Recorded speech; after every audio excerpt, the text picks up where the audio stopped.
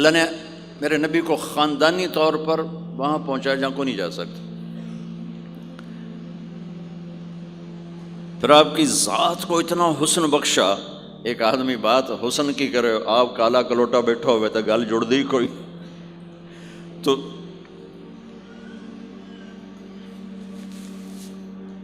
آپ تشریف لے جا رہے تھے ہجرت کر کے، تو راستے میں ایک رابغ ایک جگہ آتی ہے، وہاں بھوک لگی، پیاس لگی، وہ کھانے کا سامان تھا نہیں، تو ایک بڑھیا عورت کا خیمہ دیکھا. وہاں پہنچے تو کہا ماں جی کچھ کھانے کو ملے گا؟ میں نے کہا بیٹا قحط کا زمانہ ہے، کچھ نہیں ہے. تو ایک مریل بکری کھڑی تھی، وہاں بالکل چمڑت ہڈی. ہم نے کہا میں اس سے دودھ نکال لوں؟ ان کا بیٹا یہ تو بن بیاہی بکری ہے اور ماس اس کے اوپر نہیں ہے، یہ کیا دودھ دے گی؟ کہ آپ اجازت دو. ان کا لے لے. چونکہ غیر فطری کام ہو رہا تھا تو لہٰذا اس نے آپ کو غور سے دیکھا کہ یہ کون ہے جڑا ایو جی بکری جو دودھ کڈو ہے. لہٰذا آپ کیسے دیکھنے لگی. تو آپ نے بکری کو کھینچا اور اس کے تھنوں کو ہاتھ لگایا، وہ نیچے لٹک گئے اور ایک پورا ڈول دودھ سے بھر دیا. بکری سے یہ گلاس بھی نہیں بھرتا بکری کے دودھ سے، لیکن وہ پورا ڈول بھر دیا. اپنے تینوں ساتھیوں کو پلایا، پھر خود پیا. پھر دوبارہ دودھ نکال کے پورا ڈول بھر کے اس اماں کو دیا، چلے گئے. بکری کی عمر 7 سال ہوتی ہے، 7 سال تک زندہ رہتی ہے، ذبح نہ کریں مر جاتی. یہ بکری 22 برس زندہ رہی اللہ کے نبی کے ہاتھ لگنے کی برکت سے. 22 برس اس بکری نے عمر پائی. جب شام کو اس کا خامد آیا، وہ کہنے لگا اے دودھ کتھوں ہے؟ وہ کہنے لگی ایس بکری چو. اسا کہ کملی ہو گئی، اتھو دودھ کتھوں آ گیا؟ اسا کہ ایسے چو آیا ہے. اسا کہ اپنی عقل دا علاج کرو، یہ کتھوں آ گیا؟ کہ نہیں، ایک کوئی جادوئی شخصیت والا نوجوان آیا تھا، اس کے ہاتھوں میں کوئی طاقت تھی، اس نے تھنوں کو ہاتھ لگایا اور چشمہ بنا دیا. اچھا کیسا تھا ذرا بتاؤ؟ سفیلی، ذرا دسے نہ کیوں جائے. اب اس نے بتایا کہ میں نے کیا دیکھا، اور وہ کمال کیا اس بڑھیا نے کہ آج تک بڑے بڑے علماء ان الفاظ کا ترجمہ کرتے ہوئے تھک رہے ہیں. وہ کہنے لگی ابا معبد رأیت رجلا ظاہر الوضاء ابلج الوجه حسن الخلق لم تعبه ثجلا لم تزر به سعلا ازج اقرا وسيم قصيم في عينيه تعج في صوته صحل في لحيته كثافة في عنقه سطع إن تكلم علاه البهاء وإن سكت علاه الوقار وهو أندر الثلاثة. مجھے بھی ہمیشہ اس کے ترجمے میں تھکنا ہی پڑتا ہے، لیکن مجھے اس کی بڑی ایک تعبیر اللہ نے سجائی. کہنے لگے، میں اس کا ترجمہ یوں کرتا ہوں، کہنے لگے ابو معبد میں تمہیں کیا بتاؤں، میں نے ایسا انسان دیکھا مجھے لگا جیسے 14ویں کا چاندی کپڑے پہن کے زمین پہ آ گیا. تو مجھے یوں لگا جیسے 14ویں کا چاندی زمین پہ کپڑے پہن کے اتر آیا. کیا حسن تھا، کیا جمال تھا، کیا خوبصورت بھویں تھیں، کیسا ماتھا چوڑا تھا، آنکھیں کیسی حسین تھیں. ادعج اشکل احور اہدب اکہل انجل ابرج. میرے نبی کی آنکھوں کے بارے میں 7 الفاظ آتے ہیں، 7 جو میں نے ابھی دہرائے، اور ان 7 کا ایک ترجمہ ہے کہ کائنات میں ایسی آنکھ اللہ نے کسی کو نہیں عطا فرمائی، ایسی خوبصورت آنکھیں اللہ نے عطا فرمائی آپ کو. آواز میں جادو تھا، آواز میں جادو تھا، پکڑ آواز دل کو پکڑتی تھی. گردن لمبی خوبصورت تھی، چہرہ 14ویں کے چاند کی طرح چمکتا تھا، اور براق الثنایا، دانت ایسے خوبصورت تھے، مسکراتے تھے تو دانتوں سے نور نکلتا دکھائی دیتا تھا، جب بولتے تھے تو نور چھا جاتا تھا. چپ ہوتے تھے وقار چھا جاتا تھا، خوبصورت سیاہ کالے بال تھے، نیم گھنگریالے بال تھے، پیٹ نہیں نکلا ہوا تھا، بال نہیں اڑے ہوئے تھے، سیدھا وجود تھا، سیدھا۔ کتنے ہمارے معاشرے کے لوگ ہیں، آپ سجے پاسے بیٹھے ہوں جن پیٹ کھبے پاسے گئے ہوں، پیٹ کھبے پاسے ہوں آپ سجے پاسے ہوں۔ تو اللہ نے کھانا حلال حرام بند کیا ہے، حلال کھاؤ، حلال کا بھی طریقہ سکھایا کہ ماج بنتے نہ کھاؤ، بندہ بنتے کھاؤ، اتنا نہ کھاؤ کہ چربیاں چڑھ جائیں، زیادہ کھانا انسانیت نہیں، کم کھانا انسانیت۔ بیچ میں بات آگے کہہ رہا ہوں، میرے نبی نے کہا سب سے بدترین برتن جسے انسان بھرتا ہے اس کا پیٹ ہے، سب سے بدترین برتن جسے انسان بھرتا ہے اس کا پیٹ ہے۔ اور اگر تم نے کھانا ہی ہے اور تم کہتے ہو نہیں میں نے کھانا ہی ہے، تو 3 حصے کرو، ایک غذا کے لیے، ایک پانی کے لیے اور ایک ہوا کے لیے، ایک حصہ چھوڑو، ساری زندگی بیماری نہیں آئے گی۔ لیکن یہاں تک کھانے کے بعد پھر ڈاکٹروں کی چاندی نہیں ہوگی تو اور کیا ہوگا؟ جب تک یہ بیکریاں ہیں، یہ کولڈ ڈرنکس ہیں اور یہ فاسٹ فوڈز ہیں، صحت مند کوئی نہیں ہوگا۔ بھوکے رہنے میں اللہ نے صحت رکھی، کھا کھا کے تباہی پھیر دیتے۔ میٹھا کھانے سے شوگر نہیں ہو رہی، زیادہ کھانے سے شوگر ہو رہی، دبا کے کھانے سے شوگر ہو رہی۔ اللہ میرے نبی نے کھانے کا طریقہ بھی بتایا، کھانے کی چیزیں بھی بتائیں، کھانے کا طریقہ بھی بتایا، کھانے کے آداب بھی بتائے۔ کہنے لگی 2 لفظ جو دنیا میں کسی انسان کے لیے استعمال نہیں ہوئے، میں نے آخر میں چھوڑ دے۔ کہنے لگی ابو معبد، میں جب اس کو دیکھتی تھی نا تو میرے دیکھنے کی طلب اور بڑھ جاتی تھی، پھر جب دیکھتی تھی طلب اور بڑھ جاتی تھی۔ وہ جب تک کھڑے رہے میری آنکھ نہیں بھری۔ وسیم وسیم وسیم۔ ابو معبد میں جدھر سے دیکھتی تھی حسن ان کا غلام تھا، ہاتھ جوڑ کے کھڑا تھا۔ قسیم قسیم قسیم اسے کہتے ہیں جس کو چاروں طرف سے حسن و جمال نے گھیرا ہوا ہو، اور وسیم اسے کہتے ہیں جس کو دیکھ کے نہ دل بھرے نہ آنکھ بھرے۔ دنیا کا ہر حسن تھوڑی دیر دیکھنے کے بعد خوبصورتی ختم، کشش ختم۔ ایک ہستی کائنات میں آئی ہے میرے اور آپ کا نبی، جن کو جتنا دیکھا جاتا تھا دیکھنے کا شوق بڑھتا تھا۔ ام عائشہ بیٹھی کپڑا سی رہی تھی، سوئی گر گئی، تھوڑا سا اندھیرا نظر نہیں آ رہی۔ ہمارے نبی کمرے میں انٹر ہوئے تو آپ کے چہرے کے نور سے سوئی چمکنے لگی تو آپ نے سوئی کو اٹھایا ہے۔ یہ میرے نبی کا ظاہر ہے جو اللہ نے اتنا خوبصورت کر کے بنایا۔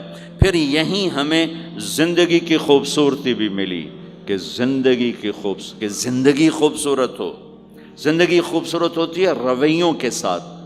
پہلا رشتہ خامند اور بیوی ہے، پھر اولاد ہے، پھر آگے رشتے بنتے ہیں، ماں باپ ہیں، یہ سارے رشتے یہ اس زندگی سے بنتے ہیں جو میرے نبی ہمیں سکھا کر گئے۔ آپ بطور، چونکہ آپ نے باپ تو دیکھا نہیں، ماں کو دیکھا ہے، اور ماں کے ساتھ زیادہ عرصہ نہیں رہے، صرف 6 سال رہے ہیں، تو ماں کے ساتھ کیا ہونا چاہیے؟ ماں کے ساتھ سلوک ہوگا تو ماں دعا دے گی نا۔ باپ کی خدمت کرو گے تو باپ دعا دے گا نا۔ آنکھوں میں آنکھیں ڈال کے بات کرو گے تو زندگی، باپ کو تو نیند نہیں آئے گی، ماں کو تو نیند نہیں آئے گی۔ ماں باپ میں سلوک و اولاد لڑ کے بیٹھی ہو تو ماں باپ کو تو نیند نہیں آئے گی۔ بیوی بدتمیزی سے بات کرے تو خامند کے نیند اڑ جائے گی، خامند بدتمیزی کرے تو بیوی کی نیند اڑ جائے گی۔ تو یہ کہاں سے زندگی ملے گی؟ میرے نبی کے دروازے پر جاؤ، وہاں پتہ چلے گا کہ زندگی کیسے گزاری ہے۔ تو آپ نے اپنی اس تمنا کا اظہار کیا، کاش میری ماں زندہ ہوتی تو میں اس کی ایسی خدمت کرتا۔ میں عشاء کی نماز کے مصلی پہ کھڑا ہو کر ہاتھ باندھے سورۃ فاتحہ پڑھ رہا تھا، الحمدللہ رب العالمین۔ ادھر سے میرے گھر سے آواز آتی، محمد، میری ماں مجھے پکارتی محمد، تو میں نماز توڑ کے کہتا لبیک یا اماں، ماں جی میں حاضر ہوں، ماں جی میں حاضر ہوں۔ زندگی کو خوبصورت بنانے کا ماں باپ کے لیے طریقہ کہ اولاد ماں باپ کی آنکھوں کی ٹھنڈک بنے. یہ بچے ہمارا سب سے قیمتی سرمایہ، اور انہی پر سب سے بڑا ظلم ہوتا ہے. سب سے بڑا ظلم ہے آج کے ماں باپ کا 3 سال کے بچے کو اسکول ڈالنا. سب سے بڑا ظلم ہے. وہ روتا ہوا جاتا ہے، روتا ہوا آتا ہے، اور ماں باپ سے اس کی محبت کی تار کٹتے جاتے ہیں، کٹتے جاتے ہیں، کٹتے جاتے ہیں. 7ویں سال میں وہ بدتمیز ہوا پڑا ہوتا ہے. اب مائیں پریشان ہیں، بچے بدتمیز ہیں، بچے بدتمیز ہیں، کیونکہ ماں نے گود نہیں دی. جو ٹائم ماں نے دینا تھا وہ دے دیا اسکول کو. اور ہمارے اسکول کاروباری ادارے ہیں، علمی ادارے نہیں ہیں، کاروباری ادارے ہیں. میرے ملک کا یہ روگ ہے کہ یہاں کا وکیل بھی کاروباری ہے، یہاں کا ڈاکٹر بھی تاجر ہے، یہاں کا وکیل بھی تاجر ہے، یہاں کا جج بھی بک جاتا ہے، اور یہاں کا اسکول اور کالج بھی کاروبار ہے. 3 سال کا بچہ جب ماں باپ سے دور ہوتا ہے، روتا ہوا جاتا ہے، روتا ہوا آتا، تو وہ ماں باپ سے دور ہو جاتا ہے. اس کے اندر نفرت پیدا ہونی شروع ہو جاتی. سر اٹھا جو ہی وہ سر نکالتا ہے تو وہ ماں باپ کا نافرمان ہو جاتا ہے، بدتمیزی کرتا ہے، لڑتا ہے، جھگڑتا ہے، کیونکہ ماں اور باپ نے ٹائم نہیں دیا. اور پھر اس موبائل نے ہماری زندگی، گھر کی زندگی تباہ کر دی ہے کہ بچہ آ کر ماں سے بات کرتا ہے، ماں موبائل کو دیکھ کے بچے سے بات کر رہی ہوتی. وہ باپ سے بات کرتا ہے، وہ اپنے موبائل میں، اور بچے سے بات کرتا ہے. یہ اس بچے کی عزت کو ذبح کر دینے والی بات. آنکھ سے آنکھ ملانا عزت دینا ہے. میرے نبی پاک صلی اللہ تعالی علیہ وسلم کی طرف جب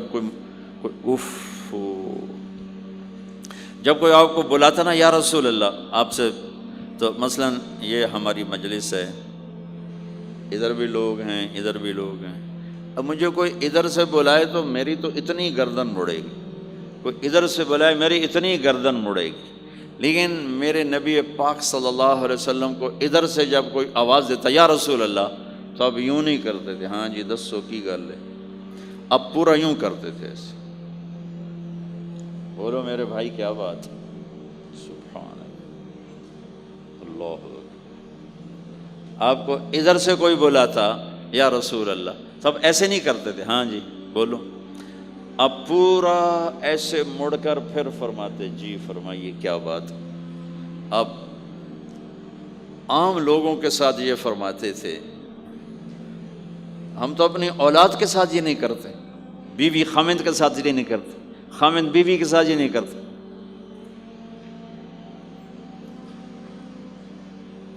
تو وہ ایک گیپ پیدا ہو جاتا ہے، ایک فاصلہ پیدا ہو جاتا ہے. تو میرے نبی نے بتایا کہ ماں باپ کے ساتھ کیا کرنا ہے. کہ میری ماں ہوتی تو میں نماز ہی توڑ دیتا اس کے لیے. حج کا سفر 70,000 کا مجمع تقریباً جمع ہو چکا ہے ابوا پہنچتے پہنچتے، اور آپ ایک دم اونٹنی کا رخ موڑو، پہاڑوں میں چلے گئے. میری زندگی سفروں میں گزری ہے، ان میں خوبصورت ترین سفر میرا وہ ہے جو میں نے حضرت اماں آمنہ کی قبر پہ حاضری تھی. پہاڑوں کے اندر آپ اندر تشریف لے گئے، مجمع بھی ساتھ ہو گیا، کدھر جا رہے ہیں، اونٹنی کو بٹھایا. پہاڑ ہے کچھ 40-50 فٹ اونچا، اس کے اوپر قدرتی ایسے ایک پلین بنا ہوا ہے جیسے اللہ نے پہلے سے سنبھال کے رکھا ہوا تھا. اب تو انہوں نے قبر کا نشان مٹا دیا ہے. تو ماں کی قبر کے سرہانے تشریف لے گئے اور گھٹنے اٹھائے، ہاتھ یہاں رکھے اور سر گھٹنوں میں دیا ایسے. یہ پوزیشن ہے چھوٹے بچے کے رونے کی. جب وہ رونا چاہتا ہے تو پھر اپنے پاؤں اٹھا کر یوں کر دیتے.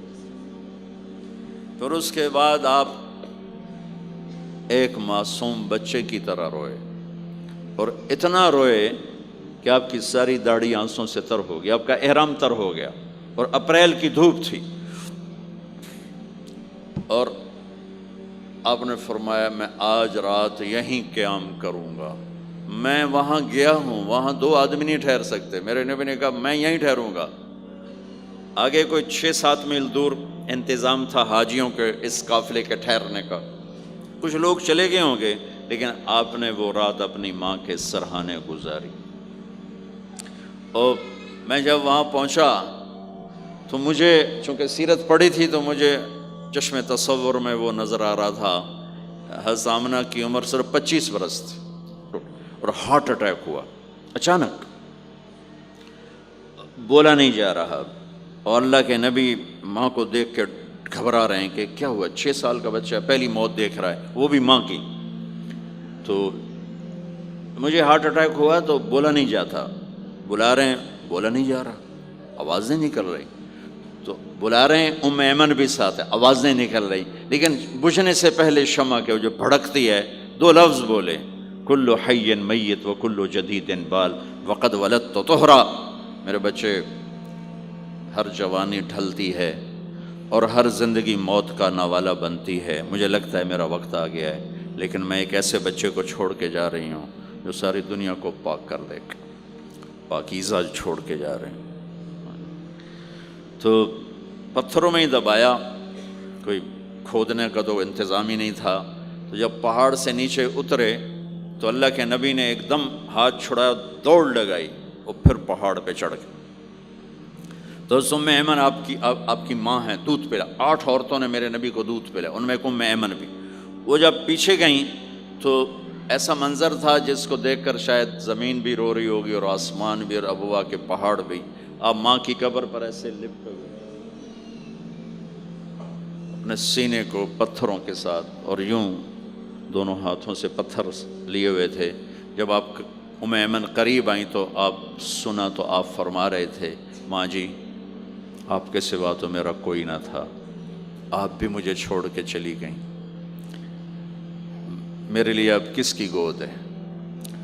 تو ام ایمن رضی اللہ عنہ نے اٹھانا چاہ کے، بیٹا اٹھو، تو آپ نے انکار کر دیا، تو میں نے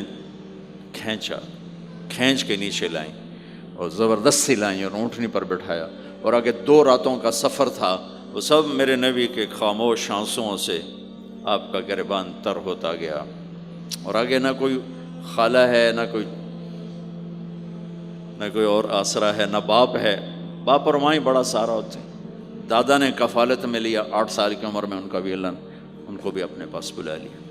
تو وہ سارا منظر میرے سامنے گھوم رہا تھا، اوپر سے سورج ڈوبنے والا تھا، تو وہ عجیب کیفیات تھے، وہ میں بیان نہیں کر سکتا ہوں کہ اللہ کی قسم اگر آپ اور میں زندگی کو خوبصورت بنانا چاہتے ہیں تو اپنے نبی کی زندگی کو سیکھنا ہوگا، ان بچوں کو سکھانا ہوگا۔ ہم نے کوئی کاروباری کام نہیں کیا ہے کہ ہم اسے کوئی کاروبار کر رہے ہیں، کوئی پیسہ کما رہے ہیں، حاشا وکلا، حاشا وکلا۔ ہماری یہ نسل، ان کے ساتھ کاروبار کر رہا ہوں کہ یہ پروان چڑھیں اپنے نبی کی محبت کے ساتھ، یہ پروان چڑھیں اپنے حبیب کے نقش قدم پر چلنے کے ساتھ۔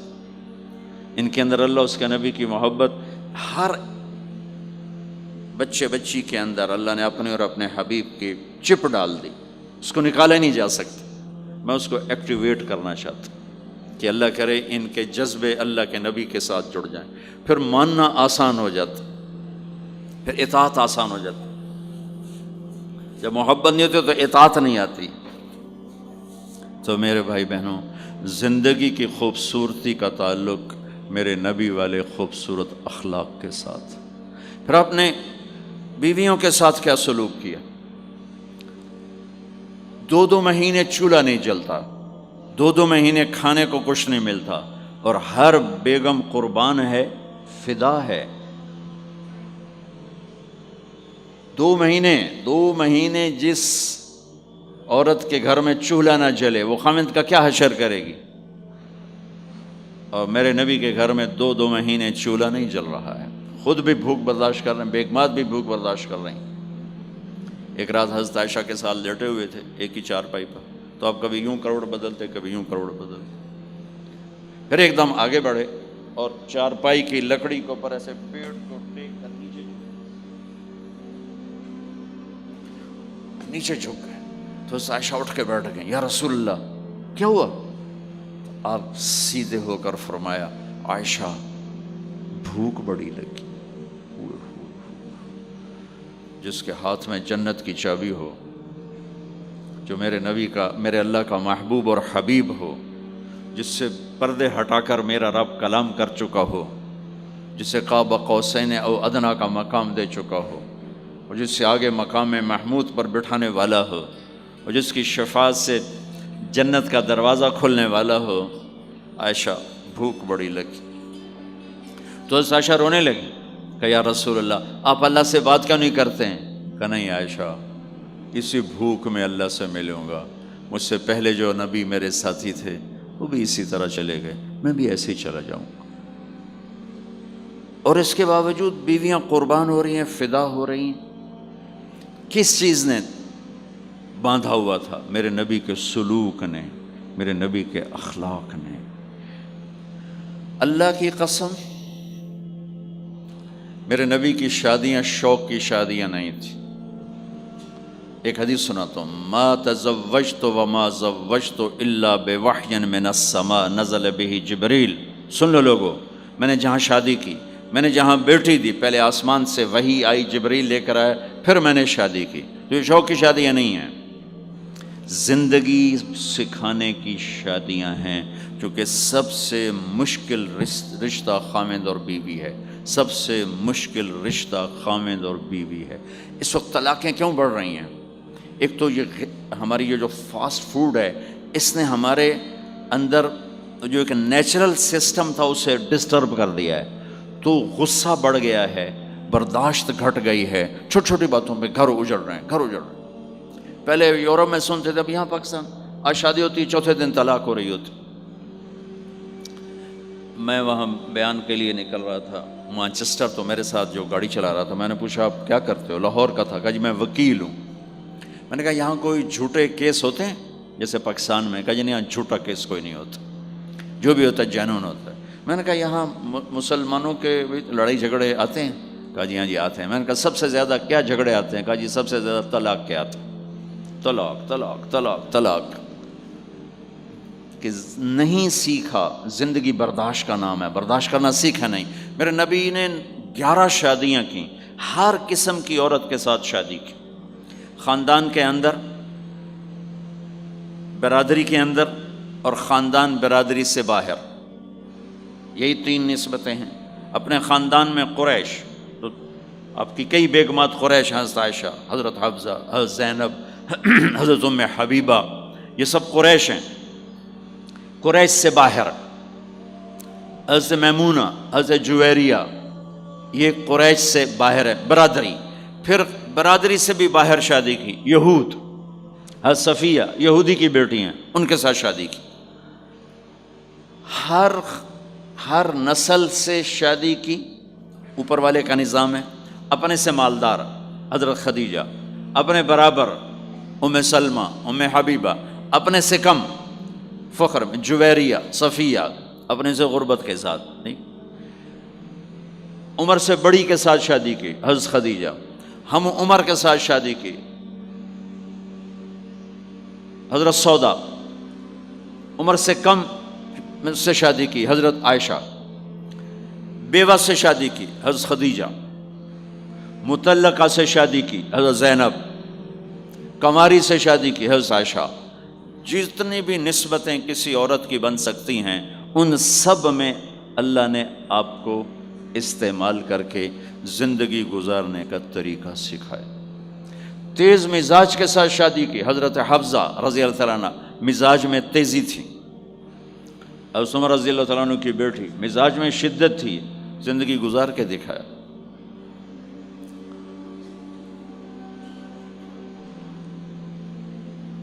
ایک آپ کو حدیث سناتا ہوں، اللہ کی قسم صرف ہمیں سکھانے کے لیے۔ جس ہستی نے اللہ کو آنکھوں سے دیکھ لیا ہو، اس کے لیے عورت کیا چیز ہے، دنیا کیا چیز ہے۔ میرے نبی کا معراج کے بعد دنیا میں واپس آنا سب سے بڑا مجاہدہ اور قربانی ہے۔ جنت میں اللہ ہمیں نصیب کر، جب اللہ کا دیدار ہوگا تو اس کے بعد اللہ کی قسم جنت والوں کو جنت بھول جائے، عورتوں کو خامد بھول جائیں گے، خامدوں کو بیویاں بھول جائیں گی، اور جنت کی ہر نعمت بھول جائے گی، صرف اللہ کو دیکھنے میں گم ہو جائیں گے۔ اور میرے نبی اپنی آنکھوں سے اللہ کو دیکھ کر آئے ہیں، ٹھیک ہو گیا۔ اب ایک حدیث سنو، عائشہ مجھے جب سے پتہ چلا ہے نا کہ تو جنت میں میری بیوی ہے، تو میرے لیے تو مرنا ہی آسان ہو گیا ہے۔ اللہ اکبر۔ یا عائش انہ لیہون علی ان اریتک زوجتی فی الجنہ، میرے رب کی قسم ہمیں آپ کو سمجھانے کے لیے، ہمیں آپ کو بتانے، عائشہ مجھے جب سے پتہ چلا ہے نا کہ تو جنت میں میری بیوی ہے، مجھے تو مرنا اچھا لگنے لگا ہے، مجھے تو مرنا اچھا لگنے لگا ہے کہ تو جنت میں میری بیوی ہے۔ سبحان اللہ۔ ادھر اچھا جی جنت بھی یہی لبنی ہے جی، یہ جنت جا کے بھی یہ نال ہی رہنا ہے، یہاں یہ باتیں سننے کو ملتی۔ اور میرا نبی کہہ رہا ہے عائشہ مجھے پتہ چلا ہے کہ تو جنت میں میری بیوی ہے، تو میرے لیے تو مرنا ہی آسان ہو گیا۔ سبحان اللہ، کیا خوبصورت، اللہ کی قسم یہ دلداری تھی۔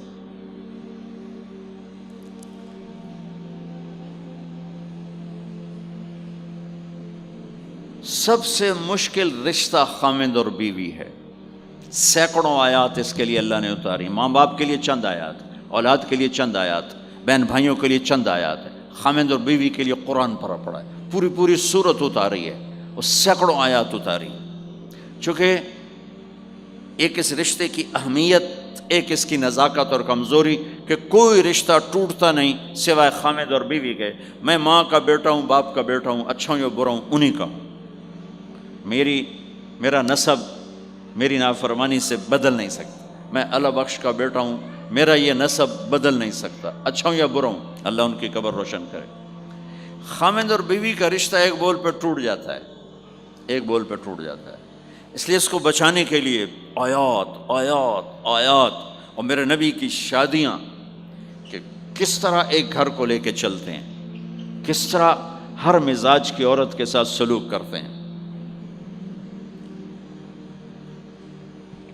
جہاد کا سفر، کاروباری سفر نہیں، میرے نبی کا، اور چلنے لگے، اعلان ہوا کوچ کرو، سب نے سواریاں کس لیں، سامان کس لیا، یوں چلنے کا حکم ہو رہا ہے، اور حضرت عائشہ رضی اللہ نے اپنا یوں دیکھا، اونٹنی پہ بیٹھ گئی تھیں، ہار کوئی نہیں، یا رسول اللہ میرا تو ہار کوئی نہیں، میرا ہار گم ہو گیا ہے، میرا ہار تلاش کریں ہم پھر چلیں گے۔ تو میرے نبی کہتے تو وڈی آئی نواب زادی، میں جہاد تے بہ جانا، تینوں ہار دی پائے گی، چل اگو لگ۔ میرے نبی نے کہا چلو بھائی عائشہ کا ہار تلاش کرو۔ اللہ کی قسم میں جب یہ واقعات پڑھتا ہوں یا سناتا ہوں میں خود حیرت میں ڈوبا ہوتا ہوں کہ کیا کر دیا میرے نبی نے، جہاد کا سفر، اور میرے نبی کا ہار تلاش کرو بھائی، اب سارے ہار تلاش کر رہے ہیں۔ کچھ دن چھپ گیا اور ہار کی تلاش تو بند ہو گئی اور سفر بھی بند، چونکہ اندھیرے میں کہاں جائیں گے، اور آپ کے ماتھے پہ شکن، عائشہ تیری وجہ سے ساری مصیبت ہے، اللہ دے بندی تو ہار دے مگر پہ گئی، کیڑی گل ہے ہار دی، ایک لفظ نہیں فرمایا، سارے قافلے نے قیام کیا۔ عشاء تک تو پانی تھا وضو کا، پانی ختم ہو گیا، عشاء مغرب عشاء پڑی کٹھی تو پانی ختم ہو گیا، اب پانی ختم ہو گیا تو فجر کی نماز آ رہی ہے، پانی کوئی نہیں ہے، تو سارے صحابہ نے ابو بکر پہ چڑھائی کی، اے ویکھے تیری دھی تے مگر ساڑے نال کی بنی، ہن اسی نماز کی میں پڑھنی ہے، پانی تو ہے نہیں تے وضو کی میں کرنا ہے۔ اب ابو بکر کو غصہ چڑھا، اس ایک دم، وہ تو باپ تھے، وہ گھس گئے خیمے میں، آگے دیکھا تو اللہ کے نبی اما عائشہ کی گود میں سر رکھ کے سوئے ہوئے تھے، اور اماں جی ایسے بیٹھی تھی، آپ کو سارا دیکھ رہی ہوں، اب بولیں تو خطرہ ہے آنکھ کھل جائے گی، اور غصہ بھی چڑھا ہوا ہے، باپ بھی ہیں، تو اب مجھے دیکھو کیا کر رہے تھے۔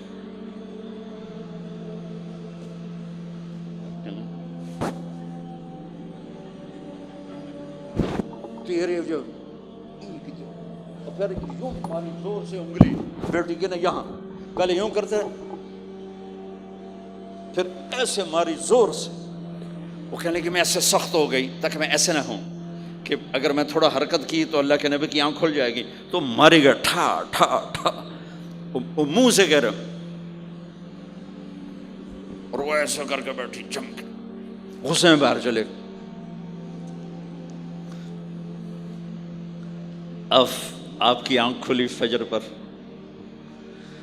تو عائشہ نے کہا یا رسول اللہ وہ تو باہر تو بڑا مسئلہ ہو گیا ہے، پانی کوئی نہیں ہے اور نماز کا وقت ہو گیا ہے، وضو کیسے کریں؟ سبحان اللہ،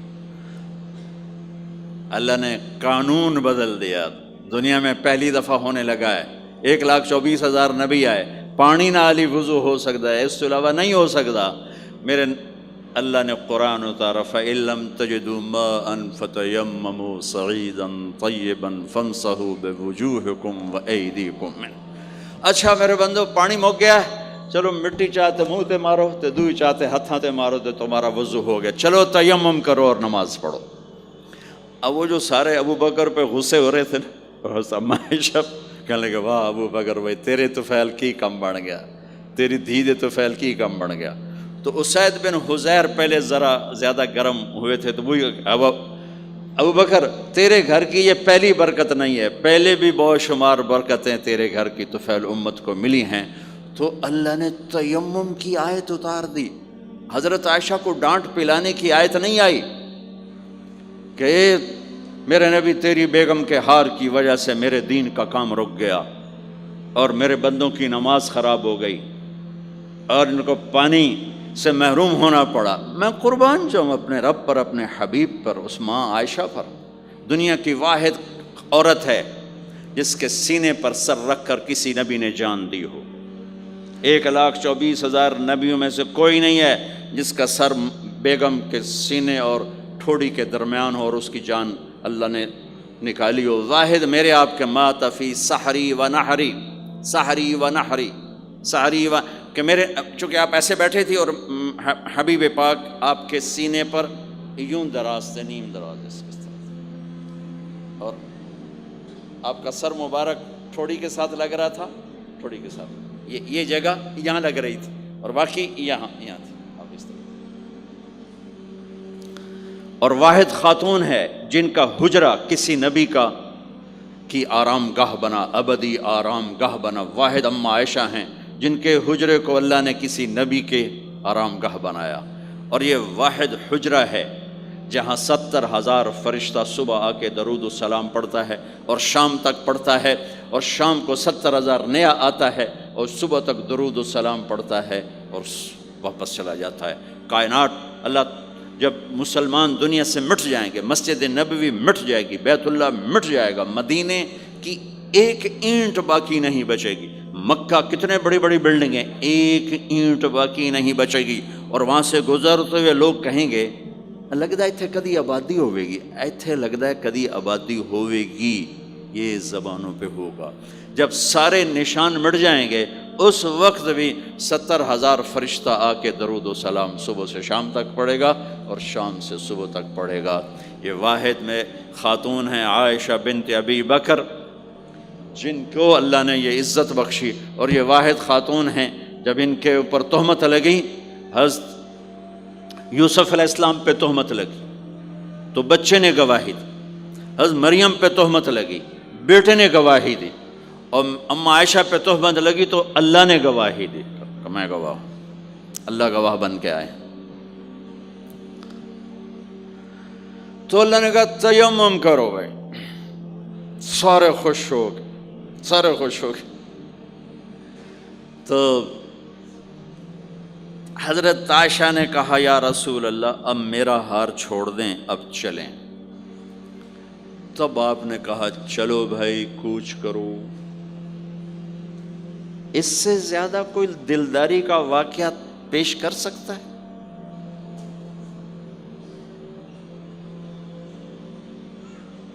سبحان۔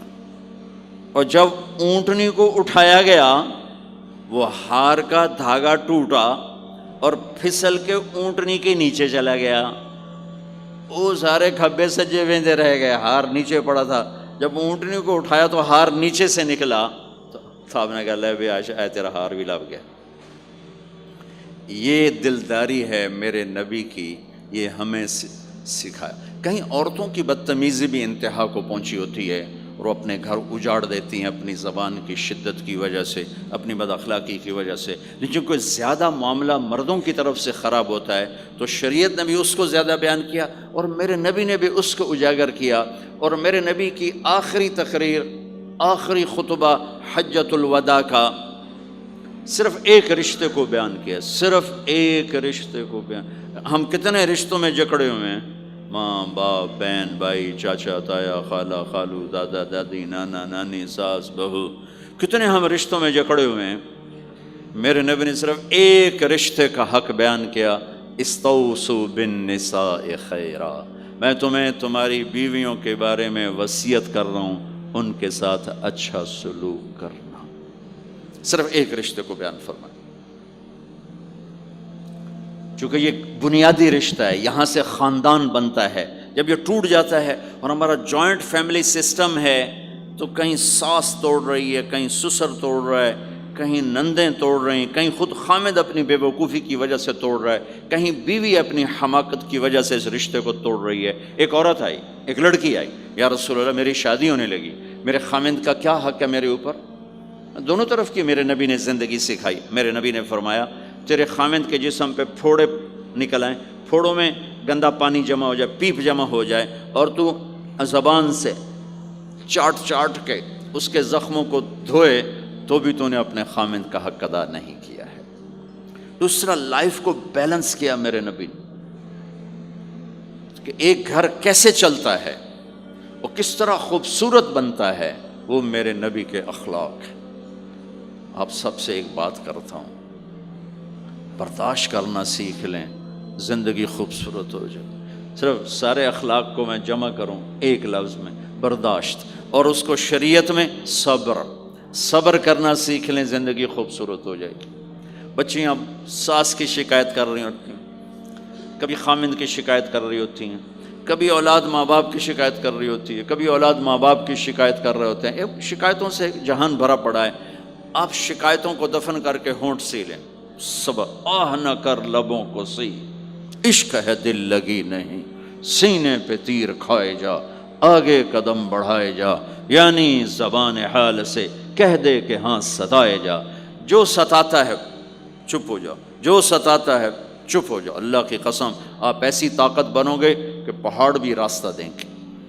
صبر انسان کی سب سے بڑی طاقت، صبر انسان کی سب سے بڑی طاقت ہے، صبر انسان کی سب سے بڑی طاقت، الٹا کے رکھ دیتی ہے چیزوں کو۔ چپ رہنا سیکھ، خاموش رہنا سیکھ، درگزر کرنا سیکھ، تو آپ دیکھیں گے آپ کی زندگی میں کتنا حسن آتا ہے، کتنی زندگی میں مٹھاس پیدا ہوتی ہے۔ غصہ نکال دینا وقتی ایک راحت ہوتی ہے، اور پھر شرمندگی اور ندامت کے سوا کچھ نہیں ہوتا۔ اور پی جانا، سہ جانا، یہ آپ کو ایک عظیم و شان ہستی بنا دے گا۔ آپ کی دعائیں عرش سے جا ٹکرائیں گی۔ چپ رہنا ان بچوں کو سکھائیں، خاص طور پر اپنی بیٹیوں کو چپ رہنا سکھائیں کہ میں دکھ سے کہتا ہوں میرے دیس کا سسرالی معاشرہ ظالم ہے، ظالم ہے، ظالم ہے۔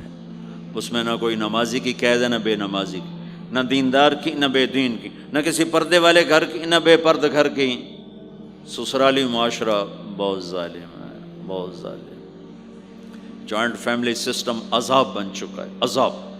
پہلے ایک رحمت تھی یہ کہ سب کو اپنے حقوق حدود کا پتہ تھا، اب کسی کی زندگی میں دخل دینا یہ ہمارے اخلاق بن چکے ہیں، تو ہم اپنی زندگیوں کو خراب کر چکے ہیں، برباد کر چکے ہیں۔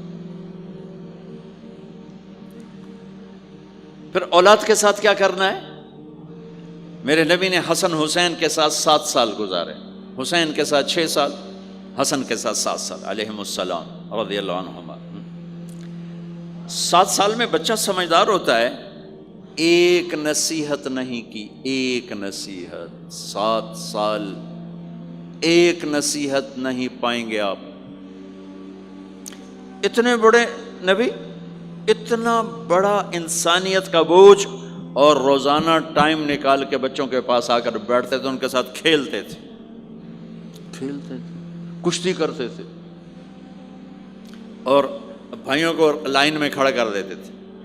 تو حضرت جعفر جوانی میں شہید ہو گئے، ان کے بچوں کو، عون، عبداللہ، محمد، ان کے 3 بیٹے تھے، ان کو بھی بلا لیتے اور ایسے ان کو لائن میں کھڑا کر کے پھر ایسے بائیں پھیلا، ہاں بھائی آؤ بھائی مجھے پکڑو، کون ہے جو مجھے پہلے ہاتھ لگائے گا؟ کون ہے جو مجھے پہلے ہاتھ لگائے گا؟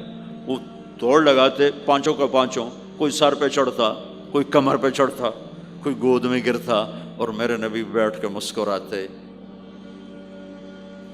ایک مجھے بات یاد ہے، صرف ایک یاد، کہ حضرت امام حسن رضی اللہ تعالیٰ عنہ علیہ السلام، انہوں نے صدقے کی کھجور اٹھائی اور منہ میں ڈال لی۔ صدقے کا آیا تھا مال، تو ایک کھجور اٹھا کے منہ میں، تو ہم کہا بخ بخ بخ، تو آپ نے منہ میں نا انگلی ڈال کے کھجور نکال لی کہ بیٹا ہمارے گھر پہ صدقہ جائز نہیں ہے، اس کو پھینک دو۔ بس یہ ایک بات مجھے اپنے نبی کی زندگی میں ملتی ہے۔ ٹائم دیا، محبت دی۔ کمال کی بات ہے نہیں، اتنی بڑی ہستی ہو اور بچوں کے لیے گھوڑا بنے کھڑے، آؤ بھائی آؤ بھائی، دونوں ہاتھ بھی ٹیک دیے، گھٹنے بھی ٹیک دے، آؤ بھائی میری کمر پہ چڑھ جاؤ۔ ان کو کمر پہ چڑھایا اور پورے کمرے میں چکر لگا رہے ہیں، چکر لگا رہے ہیں، اور پھر ان سے کہہ رہے ہیں تمہارا اونٹ کیسا؟ اونٹ متیا سواری کو کہتے ہیں، لیکن عام طور پر متیا عربی میں اونٹ کے لیے بولا جاتا۔ تو پوچھتے بچوں تمہاری سواری کیسی ہے؟ پھر دونوں بھائیوں کو اتار دیتے اور نواسی حضرت زینب ان کو اٹھاتے اور اپنی کمر پہ بٹھا کر کمرے میں چکر لگا رہے ہیں، چکر لگا رہے ہیں، چکر لگا رہے ہیں۔ یہ مائیں روز ٹھوکی کھلوتے، ایدو تھپڑ ایدو تھپڑ ایدو تھپڑ ایدو تھپڑ۔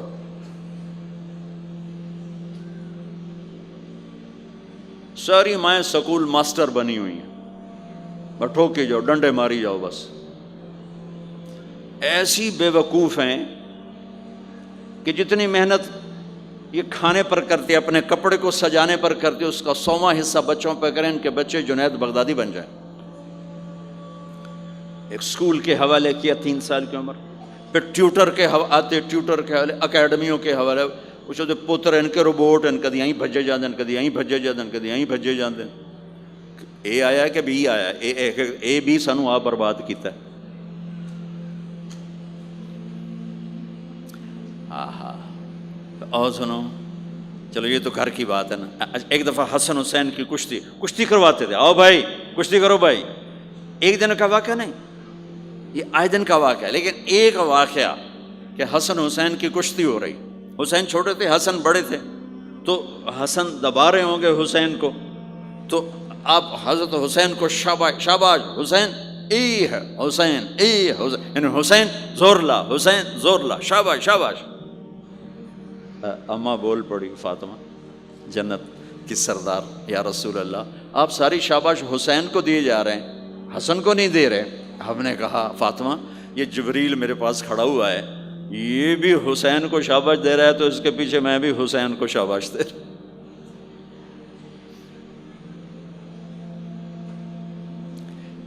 اس سے اور عجیب سنو، آپ فرض نماز پڑھا رہے ہیں، فرض نماز، نفل نہیں، گھر میں نہیں، مسجد میں، اور آپ سجدے میں گئے اور حسن نے چھلانگ لگائی اور کمر پہ جا کے بیٹھ گئے، اور اینجے مندہ کرسی تو ٹھوک کے بیٹھ جانا۔ میرے نبی نے سجدہ لمبا کر دیا، اتنا لمبا کیا کہ ان سجدے میں پڑے لوگ سوچنے لگے کہ کہیں اللہ کے نبی فوت تو نہیں ہو گئے۔ تو جو سامنے والی صف تھی انہوں نے یوں کر کے دیکھا، پچھلوں کو تو نظر نہیں آنا، انہوں نے انج کر کے دیکھا تو دیکھا تو حسن سجدے اوپر چڑھے ہوئے، تو ایک صحابی جو قریب تھے انہوں نے ایسے ہاتھ آگے بڑھایا اتارنے کے لیے، تو میرے نبی نے بغلوں سے دیکھا کہ ایک ہاتھ آگے آ رہا ہے، تو آپ نے سجدے میں یوں کیا، میرے بچوں کو کچھ نہ کہو، جب تک حسن نہیں اترے آپ سجدے میں پڑے رہے۔ اور ایک اور تماشا ہوتا تھا، چونکہ اب نماز لمبی پڑھاتے تھے، لمبی ہوتی تھی نماز، تو آپ ذرا پاؤں کا فاصلہ ہے تو حسن ادھر بیٹھتے، حسین ادھر بیٹھتے، نماز میں میرے رب کی قسم سنا رہا ہوں۔ اب یہ دونوں کی آپس میں نا وہ شروع ہو جاتی، وہ ادھر وہ ادھر، پہلے حسن پار کرتے تو حسین ادھر آ جاتے، پھر حسین ادھر جاتے تو حسن یوں آ جاتے، پورے قیام میں یہ دونوں بھائی یوں یوں کرتے رہتے تھے، یوں، وہ ادھر وہ ادھر، وہ ادھر وہ ادھر، سبحان اللہ، نماز ہو رہی۔ اس سے عجیب سنو، آپ نے اپنی بیٹی حضرت زینب آپ کی بڑی بیٹی زینب، ان کی بیٹی امامہ کو ظہر یا عصر کی نماز پڑھا رہے ہیں، کہاں بٹھایا ہوا ہے؟ میں پہلے بیان کرتا ہوں یہاں بٹھایا ہوا ہے علی یدہ، لیکن میں نے اب چند دن پہلے حدیث پڑھی، یہاں نہیں بٹھایا، یہاں نہیں بٹھایا، یہاں بٹھایا ہوا تھا، یہاں کندھے پر بٹھایا ہوا تھا، یہاں علی عاتقہ، اس کو عاتق کہتے ہیں، اور نماز پڑھا رہے تھے۔ جب آپ رکوع میں جانے لگے تو یہاں سے پکڑا اور آرام سے اس کو ساتھ بٹھایا، پھر رکوع کیا، قومہ کیا، سجدہ کیا، سجدے سے جب اٹھے تو پھر امامہ کو اٹھا کر کندھے پہ بٹھا کے پھر نماز شروع کر دی۔ 4 رکعتاں میرے نبی انج پڑھائیاں کہ نواسی یہاں بیٹھی ہوئی ہے، صرف زندگی سکھانے کے لیے، صرف زندگی سکھانے کے لیے۔ بچوں کو پیار اتنا دو کہ وہ آپ پہ قربان ہوں، ڈنڈا، سوٹا، تھپڑ، بدتمیزی، ڈانٹ ڈپٹ، یہ دوریاں پیدا کر دیتی۔ بہت چھوٹی عمر میں نے سگریٹ پینے شروع کر دی، کچھ 7-8 سال کی عمر میں نے سگریٹ پینے شروع کر دی۔ گاؤں میں تھے تو کوئی ماحول تو تھا نہیں، تو گھر والوں کو پتہ چل گیا، تو اب مجھے سگریٹ سے روکنے کے لیے سمجھایا جا رہا ہے۔ جی کیسے سمجھایا جا رہا ہے؟ میری ماں نے میرا منہ کھولا ہے کر کے، تو میرے ماسی نے چمٹا نپے تے وچ انگارا ہے تو این کر ٹھوکاں تیرے منہ وچ، ٹھوکاں تیرے منہ وچ۔ یہ مجھے سگریٹ سے روکا جا رہا ہے۔ جی مجھے منظر نہیں بھولتا، میری ماں نے دونوں ہاتھوں سے میرے جبڑے یوں کھینچے اور میری ماسی نے انگارا چمٹے میں ڈال کر، پاما تیرے منہ وچ، پاما تیرے منہ وچ، پینے گا سگریٹ؟ او میں نہیں پیندا، او میں نہیں پیندا۔ ٹھیک، باہر نکل کر میں نے پہلا کام سگریٹ سلگایا، اور میرے چھوٹے بھائی نے دیکھ لیا میری مصیبت عربیاں، وہ مجھ سے بھی 2 سال چھوٹا، 5 سال تھا، میں 7 سال اور 5 سال، میں کہتا میری شکایت لاوے گا، میں کہا تلی تلی دیا، میں نے سگریٹ اس کے منہ میں لگا، تو بھی پی، میں بھی پینا، تاکہ یہ میری شکایت نہ لگائے۔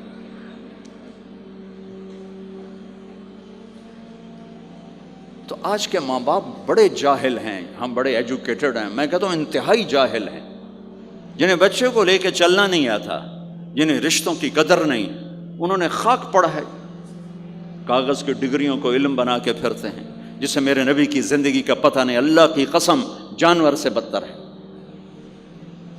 جاہل ترین ہے جسے اپنے آقا کی زندگی کی خبر نہیں۔ حضرت حسن آپ کے پیٹ پر بیٹھے ہوئے ہیں، آپ ان کے ساتھ کھیل رہے ہیں، اچانک حسن نے پیشاب شروع کر دیا، مجھے یاد نہیں، میرے بچے بچیاں ماشاءاللہ، میں نے ان کو اٹھایا ہوا تھا اور مجھے پیشاب محسوس ہوا تو میں نے اسے بیٹھے رہنے دیا ہو، مجھے یاد، میں اسی وقت پیچھے یا منجی تے سٹے یا ہیٹھاں سٹے پیشاب اتنے کرتا الو جائے نہیں۔ ٹھیک، میرے نبی پاک صلی اللہ علیہ وسلم کے نواسے حسن آپ کے پیٹ پر بیٹھے تھے، پیٹ ننگا تھا، تو آپ ان کے ساتھ کھیل رہے تھے تو انہیں پیشاب شروع کر دیا۔ میرے نبی ایسے بے حس و حرکت ہو کہ کہیں بچے میری حرکت سے بچے کا پیشاب نہ رک جائے، تو آپ ایسے ہو گئے، تو پورا پیشاب کیا اور آپ ہلے نہیں۔ جب وہ پیشاب سے فارغ ہوئے پھر آپ اٹھے اور بچے کو الگ بٹھا کر اپنے جسم پہ پانی ڈال کے اپنے آپ کو صاف کر کے تو آگے دوبارہ ان کے ساتھ کھیلنا شروع کر دیا۔ میں آپ کو اپنی نبی کی وہ زندگی بتا رہا ہوں جس کو اپنانے سے میری زندگی بھی خوبصورت ہو جائے گی، آپ کی بھی۔ ہم فخر سے کہتے ہیں ہمارے نبی نے چاند کے 2 ٹکڑے کر دیے، معراج پہ آسمان چیر کے چلے گئے، یہ بہت بڑے معجزات ہیں، لیکن میرے نبی کا سب سے بڑا معجزہ ہے کہ ہمیں ایک خوبصورت زندگی سکھا کر گئے۔ آپ کے اخلاق، میرے نبی کے اخلاق میرے نبی کا سب سے بڑا معجزہ ہے۔ حسن کو آگے بٹھایا ہوا تھا رضی اللہ عنہ علیہم السلام، تو ان کو ایسے زبان دکھاتے، حسن کو تھا تو حسن اس کو پکڑنے کی کوشش کرتے، جب ایسے ہاتھ مارتے تو آپ زبان منہ میں کرتے، اچھا وہ ہنس پڑتے، بچہ ہنس پڑتا، تو پھر اس کے بعد آپ یوں کرتے، تو پھر حسن آگے ہاتھ مارتے، پھر آپ زبان منہ میں کر لیتے، پھر وہ کرتے ہنستے، پھر آپ چپ ہو جاتے۔ کتنی دیر آپ حسن کے ساتھ یہ کھیل کھیلتے رہے۔ آپ گلی میں گزر رہے ہیں، بچے کھیل رہے تھے، بچوں میں حسین کھیل رہے تھے، تو آپ نے کہا پکڑو بھائی حسین کو، پکڑو بھائی، تو وہ آگے بھاگے، تو آپ پیچھے جان بوجھ کے جیسے ہم کرتے ہیں وجعل الصبی یلعب ہا ہونا وہا ہونا، جب وہ ادھر جاتے تو آپ آگے ہو جاتے، وہ ادھر آتے آپ ادھر ہو جاتے، پوری گلی یہ تماشا دیکھ رہی ہے، اور حسن کبھی حسین کبھی آگے بھاگ رہے کبھی پیچھے بھاگ رہے، اور آپ جان بوجھ کے اس کو پکڑ نہیں رہے، ہاں اب پکڑو بھائی پکڑو بھائی پکڑو بھائی، اور وہ بڑے ہنس رہے ہیں کہ آج میرا نانا تو میں نے نپ ہی نہیں سکتا۔ تو یہ تھوڑی دیر جب یہ کھیل چلتا رہا، پھر آپ نے ان کو کہا یہ پکڑ لیا اور اٹھایا اور ہونٹ چومے اور ماتھا چوما، کہ حسین مجھ سے ہے میں حسین سے، حسین مجھ سے ہے میں حسین سے۔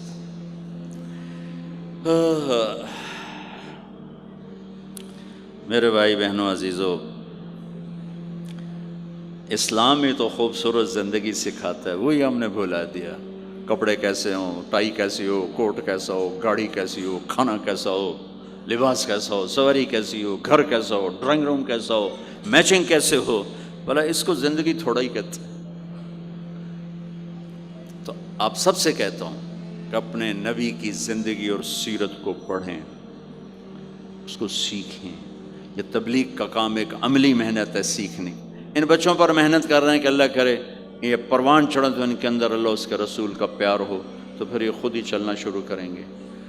یہ میں نے سیرت کی چند جھلکیاں، چونکہ آپ پوری فیملیز بیٹھی ہوئی ہیں، اور فیملیز کے رشتوں میں ماں کا رشتہ، باپ کا رشتہ، بیوی کا رشتہ، خاوند کا رشتہ، اولاد کا رشتہ، یہ چند بڑے رشتے ہیں، اسی کو میں نے آپ کے سامنے پیش کر دیا ہے کہ اس کو سیکھنا پڑتا ہے، اس کے لیے اپنے ذات سے لڑنا پڑتا ہے، تب جا کر زندگی میں حسن اور کمال پیدا ہوتا ہے۔ میری بات یاد رکھیے گا، کبھی زندگی کو خوبصورتی چیزوں سے نہیں ملتی، زندگی کی خوبصورتی میرے نبی والے پیارے اخلاق کے ساتھ۔ جس کو یہ مل گئے اس کے گھر میں 14ویں کا چاند ہر وقت چمکے گا، اور نصف النہار کا سورج ہر وقت چمکے گا۔ جس کے اخلاق بگڑ گئے ان کی دن بھی رات بن جائیں گے اور رات بھی رات بن جائے گی۔ اللہ اس نسل کو آپ کی آنکھوں اور ہماری آنکھوں کی ٹھنڈک بنائے، اور ایسے ہماری اس محنت کو قبول فرمائے۔